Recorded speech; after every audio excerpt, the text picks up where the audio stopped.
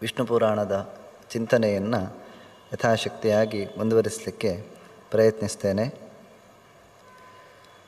ನಿನ್ನೆಯ ದಿನ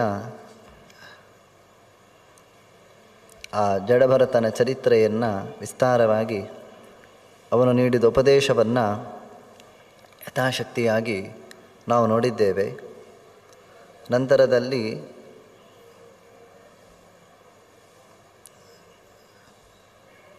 ಪರಾಶರರು ಹಲವಾರು ಚರಿತ್ರೆಗಳನ್ನು ಹೇಳ್ತಾ ವಾಮನಾವತಾರದ ಕಥೆಯನ್ನು ತಿಳಿಸಿಕೊಡ್ತಾ ಇದ್ದಾರೆ.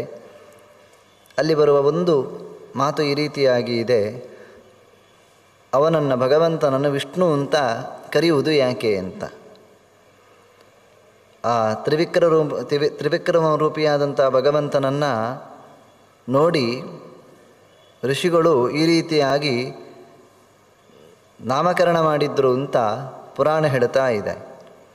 ಯಸ್ಮಾದ್ ವಿಷ್ಣುಮಿದಂ ವಿಶ್ವಂ ಯಶ್ಚ ಶಕ್ತ್ಯಾ ಮಹಾತ್ಮನಃ ತಸ್ಮಾತ್ ಸ ಪ್ರೋಚ್ಯತೆ ವಿಷ್ಣು ವಿಷೇರ್ಧಾತೋ ಪ್ರವೇಶನಾತ್ ಅಂತ. ಅವನಿಗೆ ವಿಷ್ಣು ಅಂತ ಹೆಸರಾಯ್ತಂತೆ.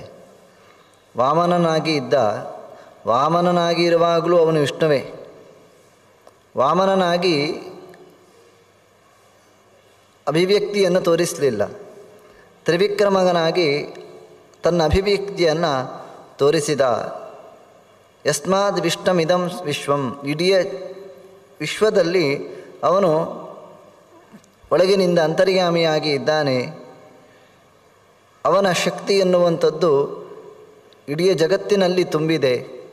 ಯಾವುದೇ ಒಂದು ಸಣ್ಣ ವಸ್ತುಗಳಿರಬಹುದು, ಆ ಎಲ್ಲ ವಸ್ತುಗಳ ಒಳಗೂ ಕೂಡ ಭಗವಂತ ತುಂಬಿಕೊಂಡಿದ್ದಾನೆ. ತತ್ಸೃಷ್ಟ್ವಾ ತದೇವಾನುಷ್ಪ್ರಾವಿಶತ್ ಅಂತ ಉಪನಿಷತ್ತು ಹೇಳುತ್ತದೆ. ಒಂದು ವಸ್ತುವನ್ನು ಸೃಷ್ಟಿಸಿ ಆ ವಸ್ತುವಿನ ಒಳಗೆ ತಾನೊಂದು ರೂಪದಿಂದ ಕೂತ ಅದನ್ನು ನಿಯಮಿಸ್ತಾ ಇದ್ದಾನೆ. ಯಾವುದೇ ಇರಬಹುದು. ಒಂದು ಫ್ಯಾನ್ ತಿರುಗ್ತಾ ಇದೆ ಅಂತಾದರೆ, ಅಥವಾ ಒಂದು ಗಾಡಿ ಚಲಿಸ್ತಾ ಇದೆ ಅಂತಾದರೆ, ಅದಕ್ಕೆ ಹಾಕುವ ದ್ರವ್ಯಗಳಲ್ಲಿ ಒಂದು ಶಕ್ತಿ ಇದೆ. ಆ ಶಕ್ತಿ ಭಗವಂತ ನೀಡಿದ್ದು. ಏಕ ಏವ ಮಹಾಶಕ್ತಿ ತತ್ರ ಸ್ಥಿತೋ ವಿಷ್ಣು ತತ್ತಚ್ಛಕ್ತಿ ಪ್ರಬೋಧಯನ್ ಏಕ ಏವ ಮಹಾಶಕ್ತಿ ಕುರುತೆ ಸರ್ವಮಂಜಸ. ಗಾಡಿ ತನ್ನಷ್ಟಕ್ಕೆ ಓಡುವುದಿಲ್ಲ ಅಲ್ವಾ? ಅದಕ್ಕೂ ಇಂಧನವನ್ನು ಹಾಕಬೇಕು. ಆ ಇಂಧನ ಕೇವಲ ಜಡದ್ರವ್ಯ. ಆ ಜಡದ ಒಳಗೆ ಚೈತನ್ಯನಾಗಿ ಕೂತವನು ಅದು ಭಗವಂತ. ನಾವು ಒಂದು ವೇಳೆ ಗಾಡಿಯಲ್ಲಿ ಕೂತು ಹೋಗ್ತಾ ಇರುವಾಗಲೂ ಈ ಎಚ್ಚರ ನಮ್ಮಲ್ಲಿ ಇರಬೇಕು. ಕೇವಲ ಆ ಇಂಧನದಿಂದ ಈ ಗಾಡಿ ಓಡ್ತಾ ಇಲ್ಲ. ಆ ಇಂಧನದ ಒಳಗೆ ಆ ಶಕ್ತಿಯನ್ನು ತುಂಬಿಸಿದವನು ಭಗವಂತ. ಹಾಗಾಗಿ ಅವನನ್ನು ವಿಷ್ಣು ಅಂತ ಕರೆಯುವಂಥದ್ದು. ಯಸ್ಮಾದ್ ವಿಷ್ಣುಮಿದಂ ವಿಶ್ವಂ, ಇಡೀ ಜಗತ್ತಿನೆಲ್ಲೆಡೆ ಅವನು ತುಂಬಿಕೊಂಡಿದ್ದಾನೆ. ತಸ್ಮಾತ್ ಸ ಪ್ರೋಚ್ಯತೆ ವಿಷ್ಣು, ಅದರಿಂದಾಗಿ ಅವನನ್ನು ವಿಷ್ಣು ವಿಷ್ಣು ವಿಷ್ಣು ಅಂತ ಕರೆಯುವಂಥದ್ದು. ಹೀಗೆ ವಿಷೇರ್ಧಾತೋ ಪ್ರವೇಶನಾತ್, ವಿಷಲವ್ಯಾಪ್ತೋ ಎನ್ನುವಂತಹ ಧಾತುವಿನಿಂದಾಗಿ ಈ ನಾಮ ಹುಟ್ಟಿಕೊಂಡಿದೆ ಅಂತ ಪುರಾಣ ತಿಳಿಸಿಕೊಡ್ತಾ ಇದೆ. ಆ ನಂತರದಲ್ಲಿ ಹಲವಾರು ಮನ್ವಂತರಗಳ ಕಥೆಯನ್ನು ಪರಾಶರರು ಮೈತ್ರೇಯರಿಗೆ ತಿಳಿಸಿಕೊಟ್ಟರು. ಆಮೇಲೆ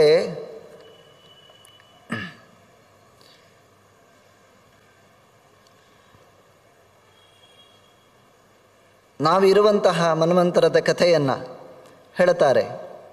ಒಟ್ಟು ಮನ್ವಂತರದ ಲೆಕ್ಕಾಚಾರವನ್ನೆಲ್ಲ ಸೂಕ್ಷ್ಮವಾಗಿ ಇಲ್ಲಿ ಕೊಡ್ತಾ ಇದ್ದಾರೆ. ಒಂದೊಂದೇ ಮನ್ವಂತರಗಳ ಬಗ್ಗೆ ಹೇಳ್ತಾ ಯಾವ ಯಾವ ಮನ್ವಂತರದಲ್ಲಿ ಯಾರು ಇಂದ್ರನಾಗಿ ಇರ್ತಾರೆ ಎನ್ನುವ ವಿಷಯಗಳೆಲ್ಲ ಇಲ್ಲಿ ಇದೆ.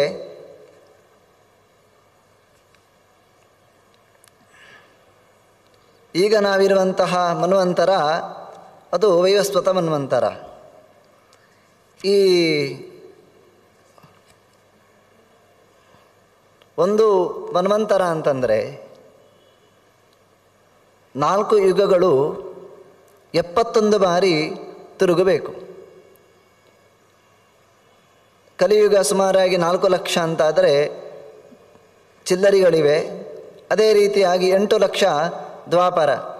ಹೀಗೆಯೇ 4 ಯುಗಗಳ ಲೆಕ್ಕವನ್ನು ಶಾಸ್ತ್ರಕಾರರು ಕೊಟ್ಟದ್ದುಂಟು. ಇಂತಹ 4 ಯುಗ 71 ಬಾರಿ ತಿರುಗಿತು ಅಂತಾದರೆ ಆಗ ಒಂದು ಮನ್ವಂತರ ಆಗ್ತದೆ. ಹೀಗೆ 1000 ಬಾರಿ ಚತುರ್ದಶಭಿಃ ಏತೈಸ್ತು ಗತೈರ ಮನ್ವಂತರೈರ್ದ್ವಿಜ ಸಹಸ್ರಯುಗ ಪರ್ಯಂತಃ ಕಲ್ಪೋ ನಿಶ್ಶೇಷ ಉಚ್ಯತೆ. ಹೀಗೆ 1000 ಬಾರಿ ತಿರುಗಿದಾಗ ಆಗ ಒಂದು ಮನ್ವಂತರ ಅಂತ ಅನಿಸಿಕೊಳ್ಳುತ್ತದೆ. ಇಂತಹ 14 ಮನ್ವಂತರಗಳು ಕಳೆದಾಗ ಅದು ಚತುರ್ಮುಖ ಬ್ರಹ್ಮನಿಗೆ ಒಂದು ಹಗಲು ಅಂತ ಆಗುವಂಥದ್ದು, ಅರ್ಥಾತ್ ಒಂದು ಕಲ್ಪ. ಹೀಗೆ ಅವನಿಗೆ 100 ಕಲ್ಪಗಳಾಗಬೇಕು.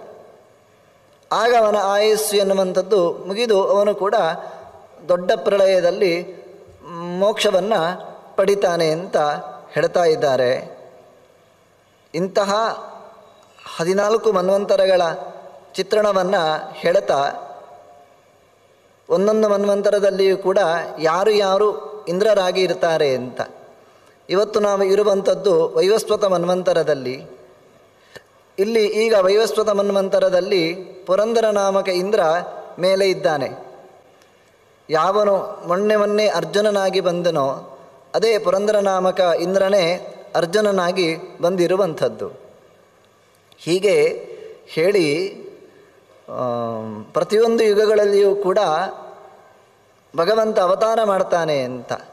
ಕೃತೇ ಯುಗೇ ಪರಂ ಜ್ಞಾನಂ ಕಪಿಲಾದಿ ಸ್ವರೂಪ ದೃಕ್ ದದಾತಿ ಸರ್ವಭೂತಾತ್ಮ ಸರ್ವಭೂತಹಿತೇ ರತಃ. ಕೃತಯುಗದಲ್ಲಿ ಕಪಿಲವೇ ಮೊದಲಾದಂಥ ರೂಪಗಳಿಂದ ಭಗವಂತ ಅವತರಿಸಿ ಧರ್ಮವನ್ನು ಪ್ರಸಾರ ಮಾಡ್ತಾನೆ. ಆ ನಂತರದಲ್ಲಿ ಚಕ್ರವರ್ತಿ ಸ್ವರೂಪೇಣ ತ್ರೇತಾಯಾಮಪಿ ಸ ಪ್ರಭು ದುಷ್ಟಾನ ನಿಗ್ರಹಂ ಕುರ್ವನ್ ಪರಿಪಾತಿ ಜಗತ್ರಯಂ. ಇದೇ ಭಗವಂತ ತ್ರೇತಾಯುಗದಲ್ಲಿ ರಾಮನಾಗಿ ಅವತಾರ ಮಾಡಿ ಶತ್ರುಗಳ ಸಂಹಾರವನ್ನು ನಡೆಸಿ ಇಡೀ ಜಗತ್ತನ್ನು ರಕ್ಷಣೆಯನ್ನು ಮಾಡ್ತಾನೆ. ಹೀಗೆ ದ್ವಾಪರ ಯುಗದಲ್ಲಿ ಮತ್ತೆ ಅವತಾರ ಮಾಡಿ ವೇದಗಳ ವಿಭಾಗವನ್ನು ದ್ವಾಪರ ಯುಗದಲ್ಲಿ ಮಾಡ್ತಾನೆ ಅಂತ. ವೇದಮೇಕಂ ಚತುರ್ಭೇದಂ ಕೃತ್ವಾ ಶಾಖಾಶತೈರ್ವಿಭು ಕರೋತಿ ಬಹುಲಂ ಭೂಯೋ ವೇದವ್ಯಾಸ ಸ್ವರೂಪ ದೃಕ್ ಅಂತ. ವೇದವ್ಯಾಸರಾಗಿ ಬಂದು ದ್ವಾಪರದ ಅಂತ್ಯದಲ್ಲಿ ವೇದಗಳನ್ನು ವಿಭಜಿಸಿ ಅದನ್ನು ಮತ್ತೆ ಪ್ರಸಾರ ಆಗುವಂತೆ ಶಿಷ್ಯ ಪ್ರಶಿಷ್ಯರಲ್ಲಿ ಕೊಡ್ತಾನೆ ಅಂತ ಹೇಳ್ತಾ ಇದ್ದಾರೆ. ಆಮೇಲೆ ಕಲಿಯುಗದ ಕೊನೆಯಲ್ಲಿ ಆಗುವಾಗ ಕಲ್ಕಿ ಸ್ವರೂಪಿ ದುರ್ವೃತ್ತಾನ್ ಮಾರ್ಗೇ ಸ್ಥಾಪಯತಿ ಪ್ರಭು ಅಂತ. ಕಲಿಯುಗದ ಕೊನೆಯಲ್ಲಿ ಕಲ್ಕಿಯಾಗಿ ಬಂದು ಇಡೀ ಅಧಾರ್ಮಿಕರನ್ನು ಸಂಹರಿಸಿ ಮತ್ತೆ ಧರ್ಮ ಉಳಿಯುವಂತೆ ಮಾಡ್ತಾನೆ ಅಂತ ವಿವರಣೆಯನ್ನು ಕೊಡ್ತಾ ಇದ್ದಾರೆ. ಇಷ್ಟೆಲ್ಲ ಹೇಳಿದ ಮೇಲೆ ಅವರು ಹೇಳ್ತಾರೆ, ಚತುರ್ಯುಗಾಂತೆ ವೇದಾನಾಂ ಜಾಯತೆ ಕಿಲ ವಿಪ್ಲವ ಪ್ರವರ್ತಯಂತಿ ತಾನೇತ್ಯ ಭುವಂ ಸಪ್ತರ್ಷಯೋ ದಿವಹ ಅಂತ.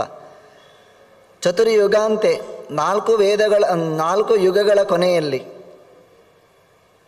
ನಿಯಮೇನ ವೇದಗಳು ವಿಪ್ಲವ ಆಗ್ತದೆ ಅಂತ. ವೇದಗಳು ಪರಿಪೂರ್ಣವಾಗಿ ನಾಶವನ್ನು ಪಡೀತಾವೆ ಅಂತ. ಅದನ್ನು ಈಗ ನೋಡಿದಾಗ ಅದು ಹೌದು ಅಂತ ನಮಗೆ ಮನವರಿಕೆ ಆಗ್ತದೆ. ಮೊನ್ನೆಯ ದ್ವಾಪರದ ಯುಗದ ಅಂತ್ಯದಲ್ಲಿ ವೇದವ್ಯಾಸರು ವೇದ ವಿಭಾಗವನ್ನು ಮಾಡಿ ಕೊಟ್ಟರು. ಎಷ್ಟು ವೇದ ವಿಭಾಗ ಮಾಡಿಕೊಟ್ರು ಅಂತ ಶಾಸ್ತ್ರ ಹೇಳ್ತದೆ. ಋಗ್ವೇದವನ್ನು 24 ಬಾರಿ 24 ಶಾಖೆಗಳನ್ನಾಗಿ, ಯಜುರ್ವೇದವನ್ನು 101 ಶಾಖೆಗಳನ್ನಾಗಿ, ಸಾಮವೇದವನ್ನು 1000 ಶಾಖೆಯಾಗಿ, ಮತ್ತು ಅಥರ್ವ ವೇದವನ್ನು 12 ಶಾಖೆಗಳಾಗಿ ವಿಭಾಗ ಮಾಡಿಕೊಟ್ರು ಅಂತ. ಈಗ ಕೇವಲ ವಿಭಾಗ ಮಾಡಿ ವೇದವ್ಯಾಸರು ಈ ವೇದ ವಿಭಾಗಗಳನ್ನೆಲ್ಲ ಮಾಡಿ ಸುಮಾರು 5,000 ವರ್ಷಗಳಾಯಿತಷ್ಟೇ. ಆ 5,000 ವರ್ಷಗಳಲ್ಲಿ ಇವತ್ತು ನಮ್ಮ ಹತ್ರ ಋಗ್ವೇದ ಇರುವಂಥದ್ದು ಕೇವಲ 3 ಮಾತ್ರ. ಉಳಿದ 21 ಶಾಖೆಗಳು ಅದು ಇಲ್ಲವೇ ಇಲ್ಲ. ಹಾಗೆ ಎಲ್ಲ ವೇದಗಳ ಕಥೆಯೂ ಕೂಡ ಸಾಮಶಾಖೆಯನ್ನು 1000 ಶಾಖೆಗಳನ್ನಾಗಿ ವೇದವ್ಯಾಸರು ವಿಭಾಗ ಮಾಡಿಕೊಟ್ಟಿದ್ದಾರೆ. ಅಲ್ಲಿಯೂ ಅಷ್ಟೇ ಪೂರ್ತಿ ಕಳೆದುಕೊಂಡು ಬಿಟ್ಟಿದ್ದೇವೆ. ಹೀಗೆ ಎಲ್ಲ ವೇದಗಳನ್ನು ನಾವು ಸುಮಾರಾಗಿ 99% ಅಂತ ಹೇಳ್ಬೋದು. ವೇದವ್ಯಾಸರು ಕೋಟ್ಯಂಶೋಪಿ ನವರ್ತತೆ ಅಂತ ಮಧ್ವಾಚಾರ್ಯರು ಹೇಳ್ತಾರೆ. 800 ವರ್ಷಗಳ ಹಿಂದೆ ಮಧ್ವಾಚಾರ್ಯರು ಹೇಳುವಂತಹ ಮಾತು, ವೇದವ್ಯಾಸರು ಕೊಟ್ಟ ಗ್ರಂಥರಾಶಿಗಳಲ್ಲಿ ಕೋಟ್ಯಂಶೋಪಿ, ಕೋಟಿಯಲ್ಲಿ 1 ಅಂಶವೂ ಕೂಡ ನಾವು ಇಟ್ಕೊಳ್ಳಿಲ್ಲ ಅಂತ. ಇದ್ದದ್ದನ್ನಾದರೂ ನಾವು ಅಧ್ಯಯನ ಮಾಡಿ ಅರ್ಥ ಮಾಡಿಕೊಳ್ಳುವ ಅಂತ ಹೇಳಿದರೆ ಕ್ವಚಿತ್ ಗ್ರಂಥಾನ್ ಪ್ರಕ್ಷಿಪಂತಿ ಕ್ವಚಿತ್ ಅಂತರಿತಾನಪಿ ಕುರಿಯು ಕ್ವಚಿಚ್ಚ ವ್ಯತ್ಯಾಸಂ ಅಂತ. ಕೆಲವೊಮ್ಮೆ ಗ್ರಂಥಗಳನ್ನು ಅಧ್ಯಯನ ಮಾಡುವಾಗ ಪೂರ್ವಾಗ್ರಹ ಪೀಡಿತರಾಗಿ ತಮಗೆ ಬೇಕಾದಂಥ ವಿಷಯಗಳನ್ನು ಗ್ರಂಥದಲ್ಲಿ ಸಿಕ್ಕಿಸುವುದುಂಟು ವೇದವ್ಯಾಸರ ಹೆಸರಿನಲ್ಲಿ. ವಸ್ತುತಃ ವೇದವ್ಯಾಸರ ಅಭಿಪ್ರಾಯ ಅಲ್ಲ, ವೇದವ್ಯಾಸರ ಚಿಂತನೆಯೂ ಅದಾಗಿರುವುದಿಲ್ಲ.